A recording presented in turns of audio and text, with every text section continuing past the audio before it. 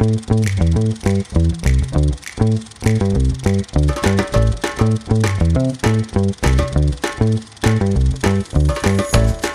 everybody and welcome to Kev's Movie Corner. I am Kev, and this week we are talking about Rear Window.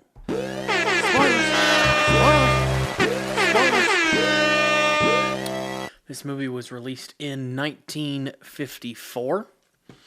It stars James Stewart as L.B. Jefferies, or Jeff, Grace Kelly as Lisa Carroll Fremont, I believe. Yeah, Lisa Fremont.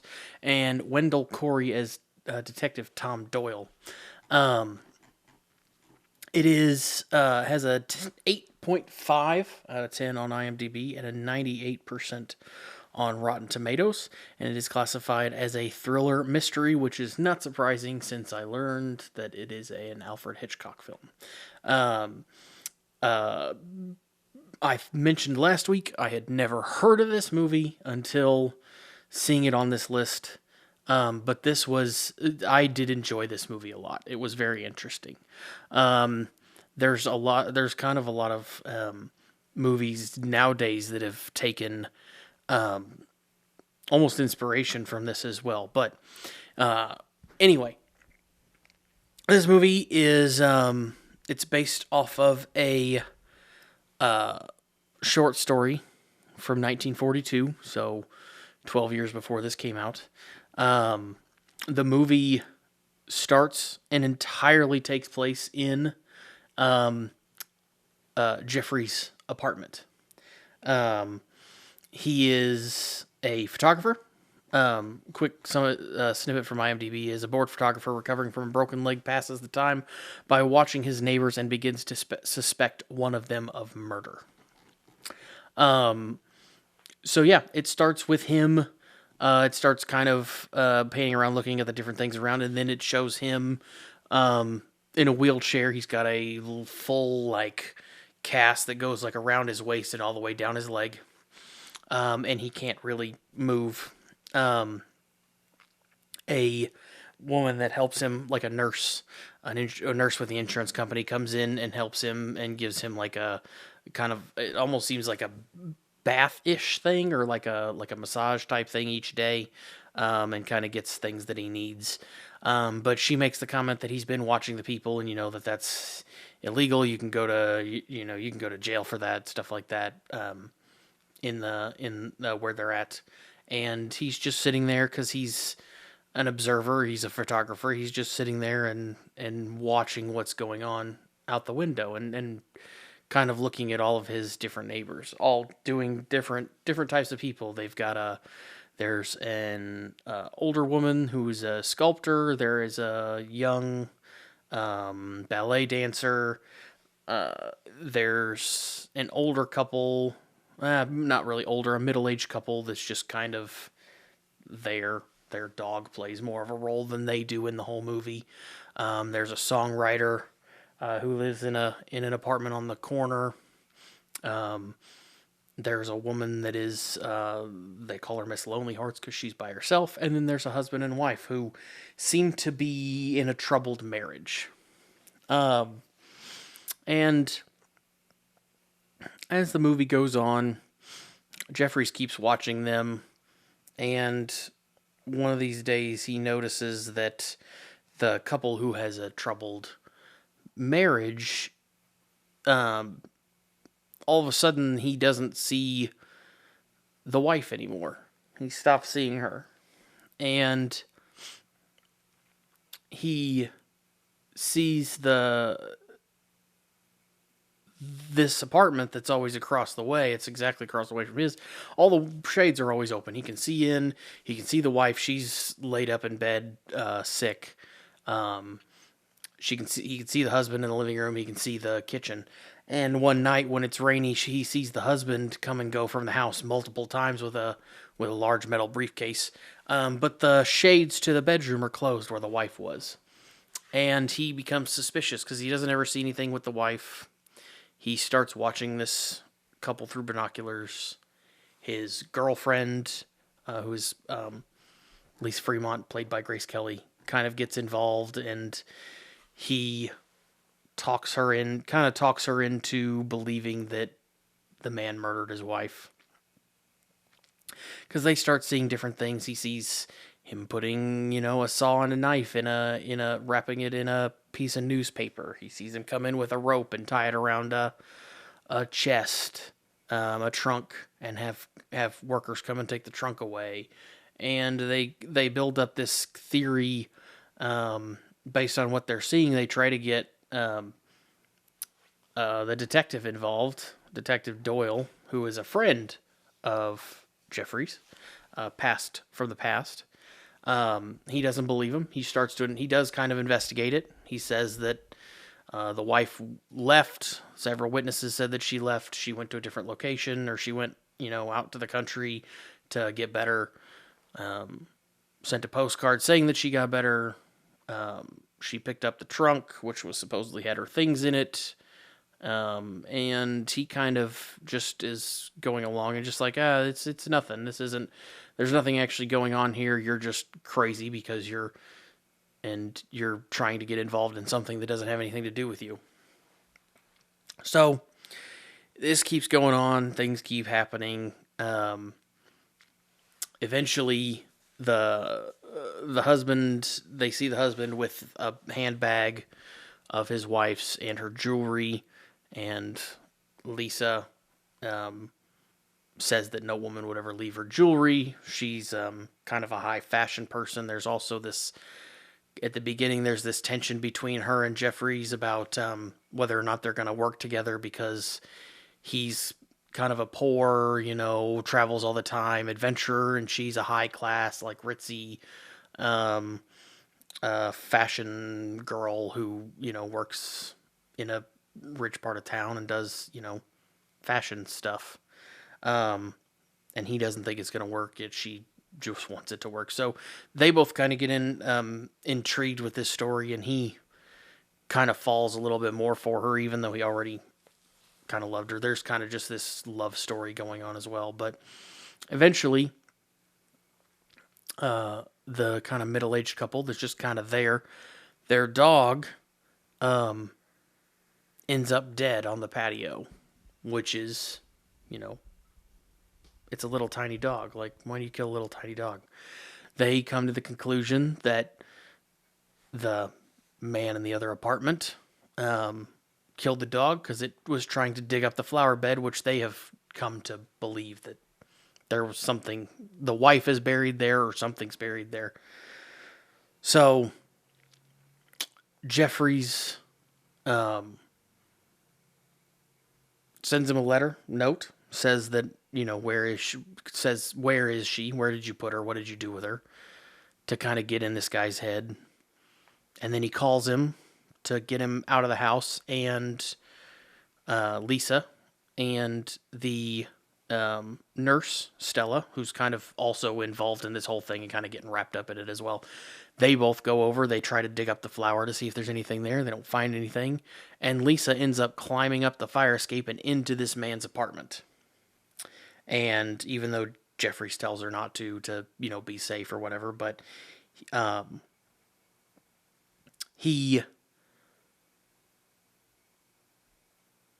man ends up coming home. At this time, Jefferies calls the police to try to save his girlfriend. They show up right as the man is kind of attacking her, kind of trying to make sure she doesn't go anywhere either.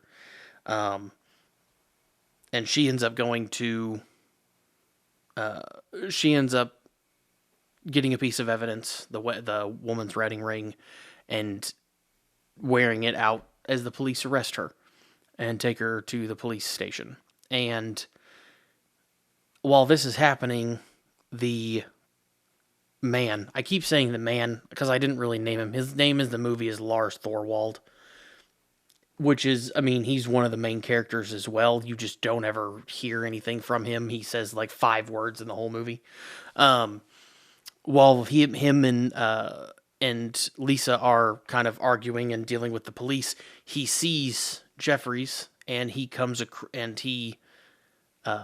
after she's taken to the police station, he comes over to his apartment and asks, like, what are you doing? You know, why are you doing this to me? What do you want? I don't have money, whatever. And he ends up trying to strangle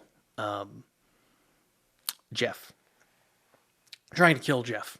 Police show up at that time because they figure they show up, and as he's throwing Jeff out the window, Jeff falls a couple stories onto the patio and is okay. Thorwald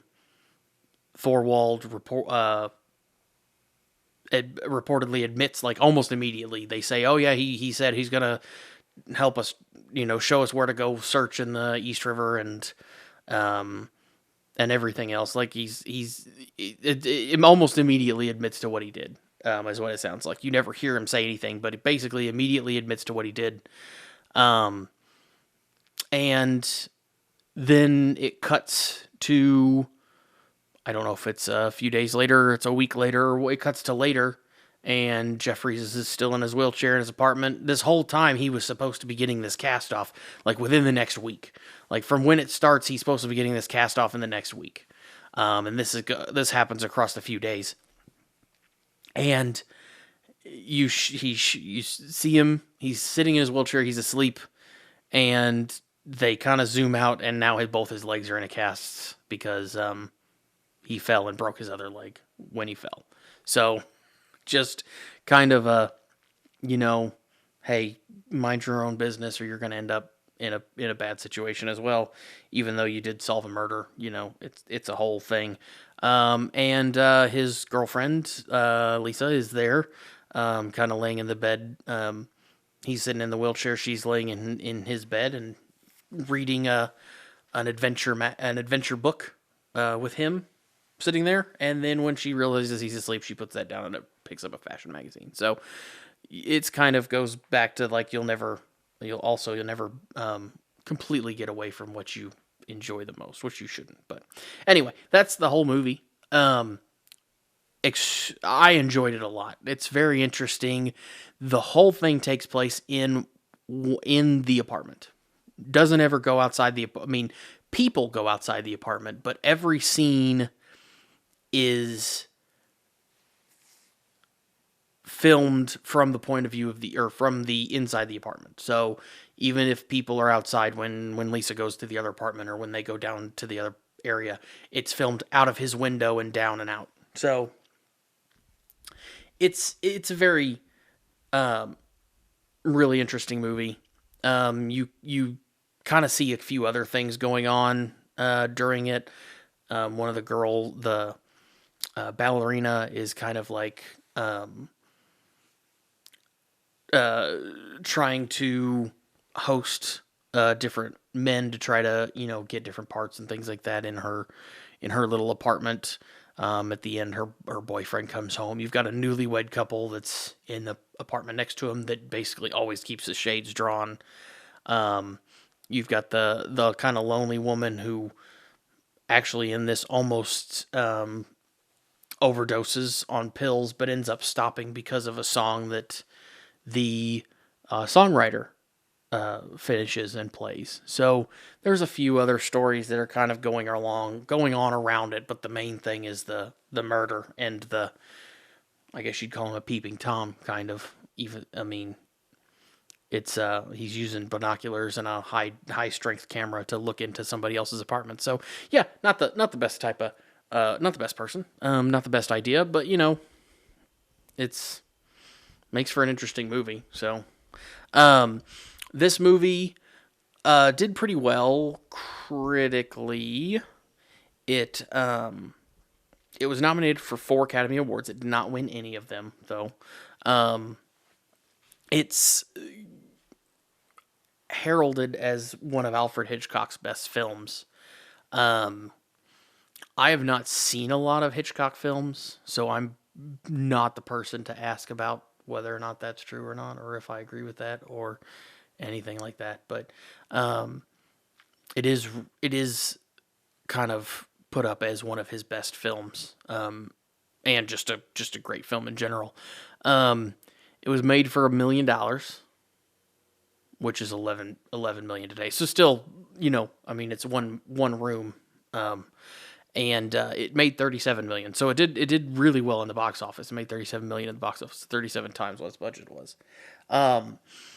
Something interesting I saw in this was that it's all filmed outside. It rains, like I said, in one of the scenes for several minutes, but it's actually shot on a sound stage. They built this massive, what was supposed to look like a courtyard, on a sound stage that went from the basement to the rafters, basically.